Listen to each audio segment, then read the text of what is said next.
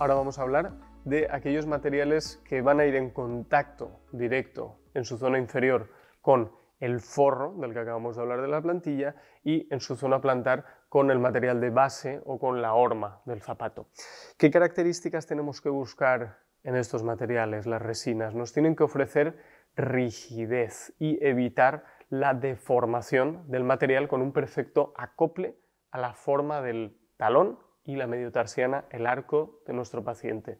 Contamos con dos resinas básicas importantísimas que siempre van unidas una a la otra, como son, ya lo conocéis, el Flex y el Flux. Tenemos Flex, que es el que le va a aportar rigidez a nuestras ortesis plantares. Tenemos el Airflex básico de 1 milímetro, el Airflex de 1,2 milímetros y mi favorito, el de 1,9 milímetros. Sabéis que me gustan los materiales rígidos, que vamos a poder combinar o incluso fusionar. En mi caso fusiono dos capas de este Airflex para dar mayor rigidez a nuestra plantilla.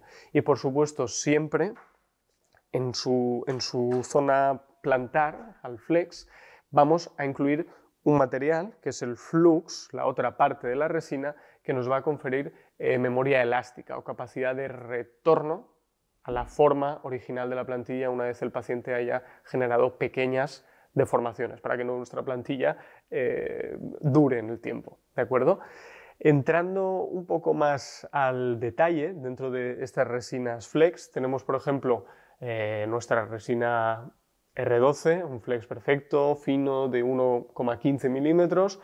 Tenemos mis favoritas, la antracita de 1,3 milímetros, que además de capacidad de memoria también ofrece mucha rigidez a la plantilla, y esta es una característica muy interesante, y con características muy similares a la antracita, aunque con diferente color, tenemos este Airflux Max del mismo grosor de 1,3 milímetros, ¿de acuerdo? Es este exactamente el que estáis viendo aquí en esta zona, que refuerza tanto la periferia del talón como la zona del arco longitudinal interno, que en muchos casos nos resulta interesante.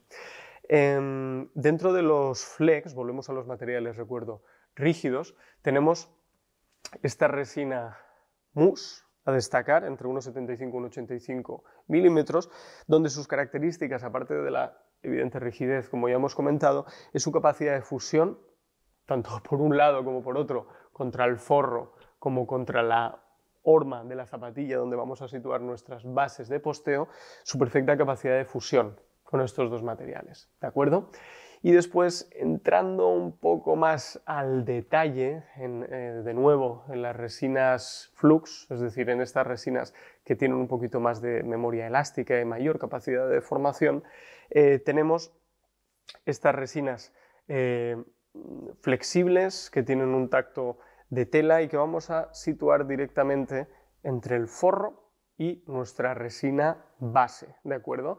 ¿Cuál va a ser la utilidad de estas resinas?